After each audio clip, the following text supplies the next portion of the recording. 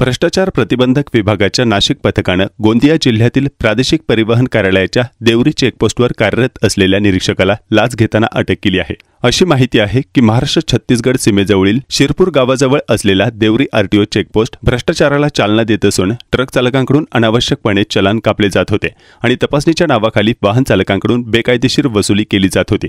या संदर्भात तक्रार मिळाल्यानंतर नाशिक येथून एसीबीच्या अधिकाऱ्यांचे पथक येथे पोहोचले आणि दस्तऐवज प्रक्रियेसाठी लाच मागणाऱ्या निरीक्षकाला रंगेहात पकडले।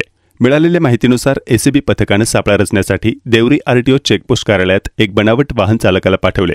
कागदपत्रांवर स्वाक्षरी केल्यानंतर निरीक्षकाने लाच मागितली। त्यानंतर ही छापामार कारवाई करण्यात आली। गिरफ्तार करण्यात आलेल्या निरीक्षकाविरोधात वाहन चालकांकडून बेकायदेशीर वसुली केली जात असल्याची माहिती एसीबीला मिळाली होती। तक्रार मिळाल्यानंतर याची गंभीर दखल घेऊन नियोजनबद्ध कारवाई करण्यात आली। सध्या आरोपी देवरी पोलिसांच्या ताब्यात असून पुढील तपास सुरू आहे।